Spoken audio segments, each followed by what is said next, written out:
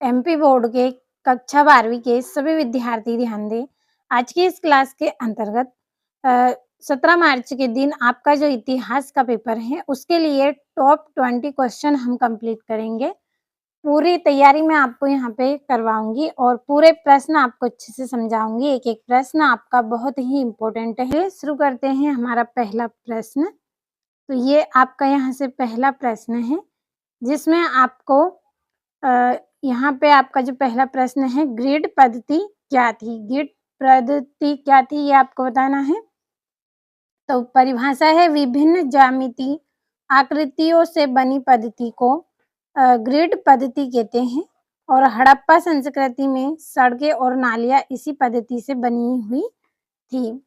इसका अथवा है आपका, हड़प्पा सभ्यता में मनके बनाने के लिए प्रयुक्त पदार्थों की सूची बनाइए।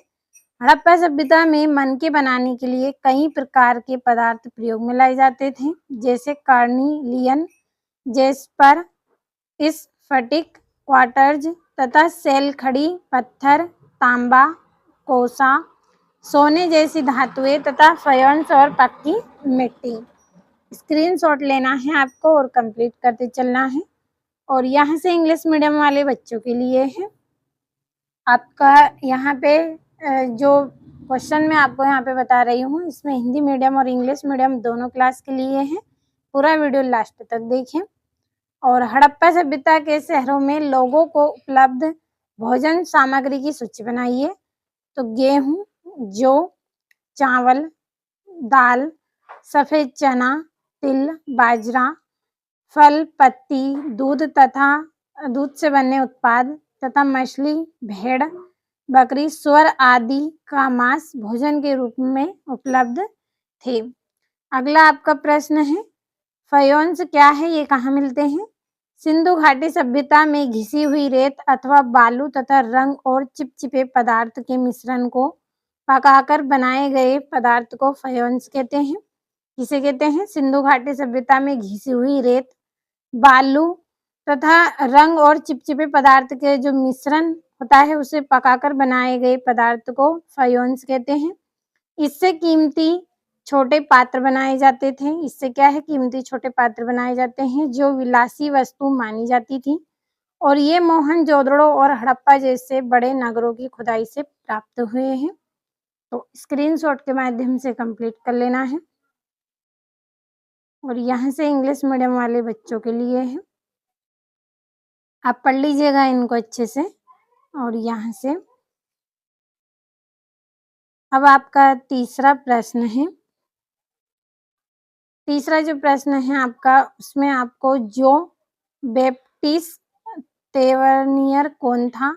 जो बैप्टिस्ट तेवर्नियर फ्रांसीसी यात्री था। वह जोहरी था, लगभग 6 बार भारत की यात्रा की। वह भारत की व्यापारिक स्थितियों से बहुत प्रभावित था। और अथवा है, इन बबूता द्वारा पान का क्या वर्णन दिया गया है? पान एक ऐसा वृक्ष है जिसे अंगूर लता की तरह ही उगाया जाता है। पान क्या है? एक ऐसा वृक्ष है जिसे अंगूर लता की तरह उगाया जाता है। पान का कोई फल नहीं होता है। जो पान का जो वृक्ष होता है, उसमें कोई फल नहीं होते हैं, उसमें केवल पत्ते होते हैं और इसकी पत्तियों के लिए ही इसे उगाया जाता है। अब बढ़ते हैं यहाँ से इंग्लिश मीडियम वाले बच्चे, आप जल्दी से स्क्रीनशॉट आपको लेते चलना है।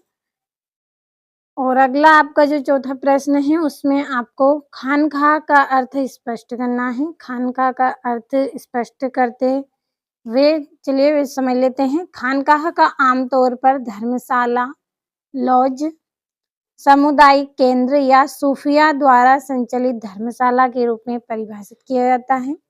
खानकाह की जमानत खाना, बड़े सभा हाल के रूप में जाना जाता है।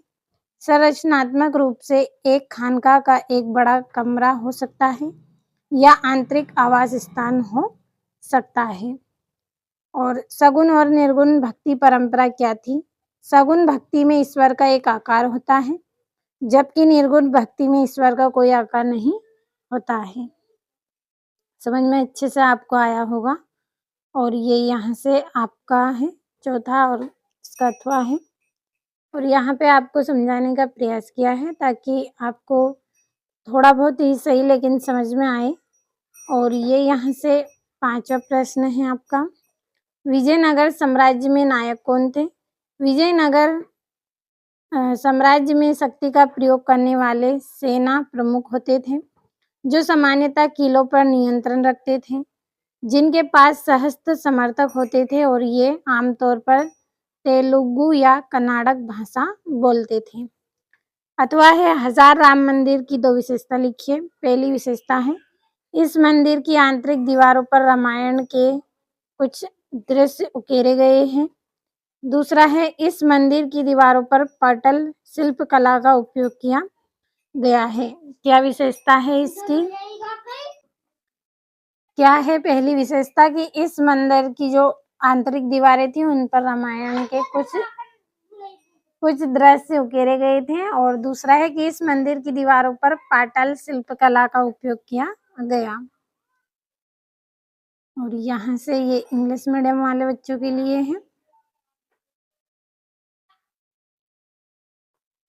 और ये यहाँ से आपका 6ठा जो प्रश्न है, तो आप पहले स्क्रीनशॉट लीजिए फिर हम अच्छे से समझेंगे। तो ये 6ठा है आपका। यहाँ से खुद काश्त और पाही काश्त किन्हें कहा जाता था?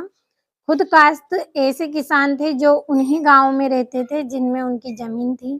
खुद काश्त यानी कि खुद की जमीन, एक तरह से आप यहाँ पे समझ लीजिए कि ऐसे किसान जो उन्हीं गांव में रहते थे जिनमें उनकी जमीन थी, यानी कि खुद की जमीन थी, तो उनको खुद काश्त बोलते थे।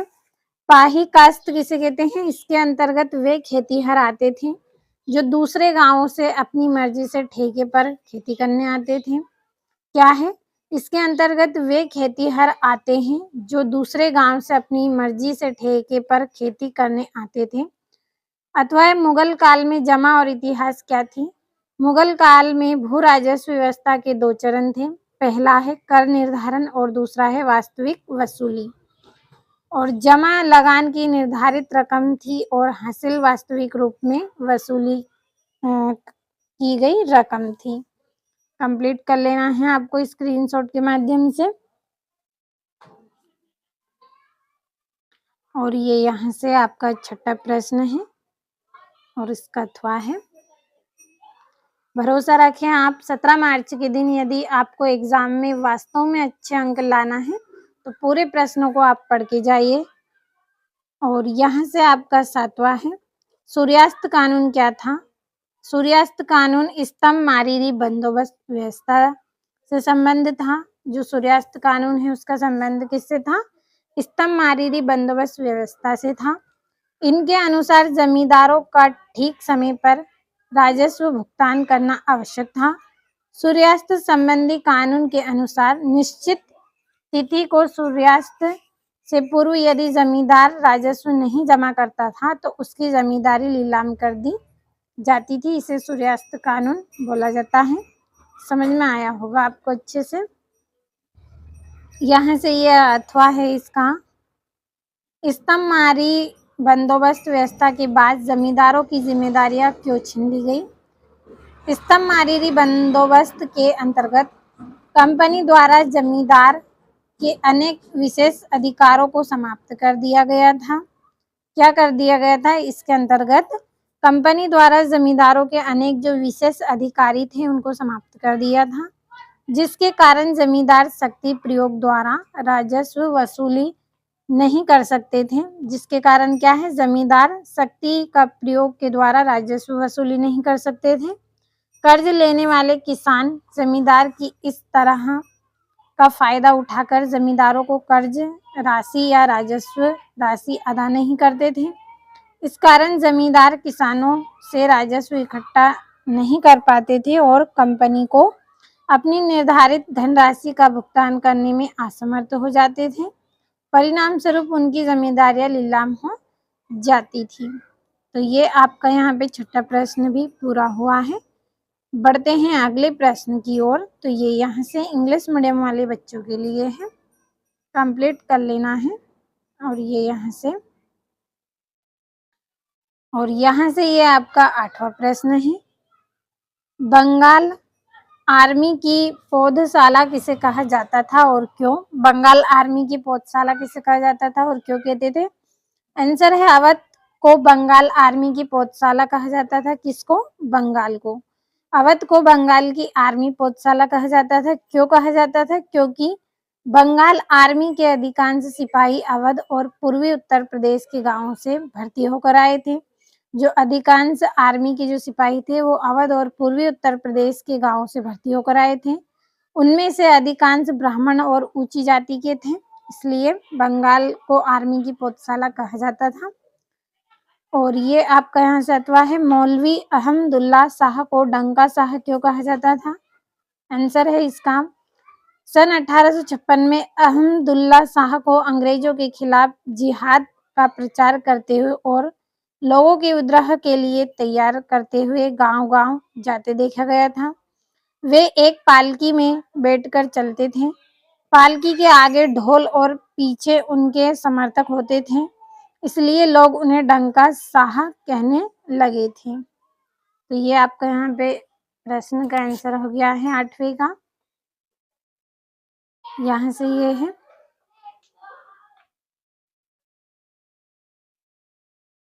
अब ये आपका यहाँ से 9वां प्रश्न है। भारतीय संविधान कब सूत्रबद्ध किया गया था तथा यह कब लागू हुआ था? भारतीय संविधान 26 नवंबर 1949 को सूत्रबद्ध हुआ था तथा इसे 26 जनवरी 1950 को लागू किया गया। भारतीय संविधान 26 नवंबर 1950 को सूत्रबद्ध हुआ और इसे 26 जनवरी 1950 को लागू कर दिया गया। और संविधान सभा में अति महत्वपूर्ण भूमिका निभाने वाले 6 सदस्यों के नाम आपको बताने हैं। तो डॉक्टर भीमराव अंबेडकर, पंडित जवाहरलाल नेहरू, सरदार वल्लभ भाई पटेल, आचार्य JB कृपलानी और सरोजनी नायडू और गोविंद वल्लभ पंत। तो ये 6 सदस्यों के आपके यहाँ पे नाम हो गए हैं। और ये यहाँ से इंग्लिश मीडियम वाले बच्चों के लिए है।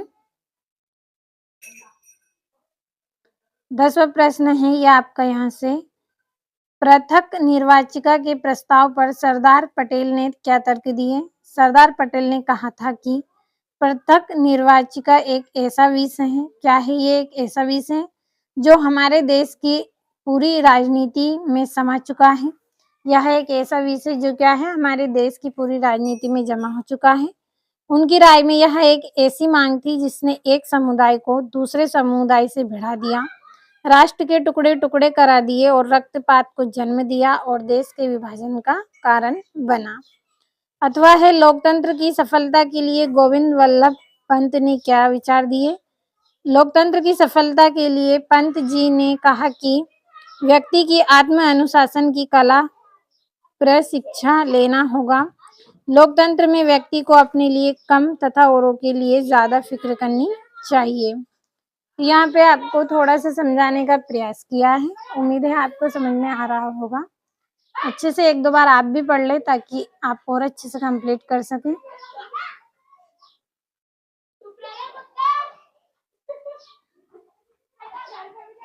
अब हम 11वां प्रश्न जल्दी से समझ लेते हैं। 11वां है आपका, महाभारत को गतिशील ग्रंथ क्यों कहा गया है?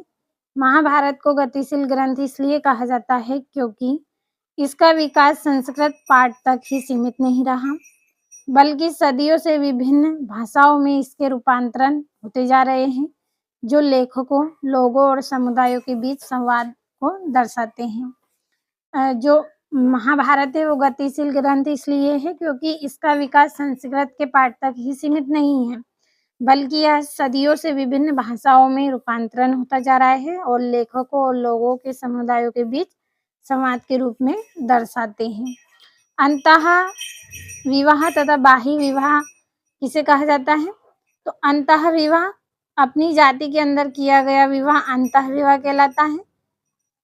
यह वह नियम है जिसके अनुसार एक विशेष जाति, जनजाति अथवा समुदाय को अपने ही समूह के अंदर विवाह संबंध स्थापित करना आवश्यक होता है।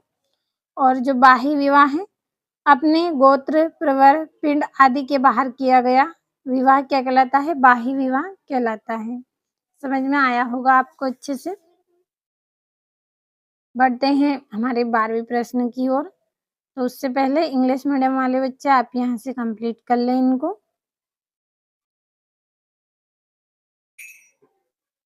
यहाँ से ये आपका 12वां प्रश्न है। स्तूप क्यों और कैसे बनाए जाते थे? स्तूप का निर्माण धार्मिक पूजा, स्मृति या शांति के प्रतीक के रूप में किया जाता था। इन्हें बौद्ध धर्म से जोड़ा जाता था। स्तूपों का निर्माण टीले के आकार या अर्धगोलाकार ढांचे में किया जाता था। इसमें पवित्र बौद्ध अवशेषों को रखा जाता था, इसलिए स्तूप को बनाया गया। और कैसे बनाया गया एक बार फिर से पढ़ लीजिए। स्तूपों का निर्माण धार्मिक पूजा, स्मृति या शांति के प्रतीक के रूप में किया जाता था। इन्हें बौद्ध धर्म से जुड़ा स्तूपों का निर्माण टीले के आकार या अर्धगोलाकार ढांचे में किया जाता था। इसमें पवित्र बौद्ध अवशेषों को रखा जाता था। और विजयनगर साम्राज्य की जल संरक्षण प्रणाली का वर्णन कीजिए। तो विजयनगर साम्राज्य में जल संचय के लिए शासकों ने तुंगभद्रा नदी के प्राकृतिक बेसिन का उपयोग किया, बड़े बांध, जलाशय और नहरों का निर्माण किया, साथ ही वर्षा जल संचय के लिए भी व्यवस्था की।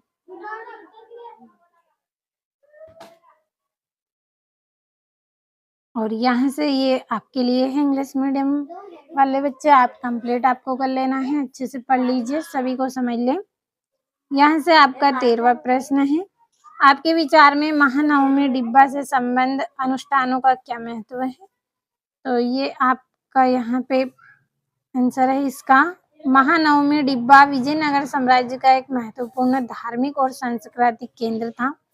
क्या था? महानवमी डिब्बा विजयनगर साम्राज्य का एक महत्वपूर्ण और धार्मिक सांस्कृतिक केंद्र था, जहाँ शक्ति और विजय का प्रतीक देवी दुर्गा की पूजा होती थी।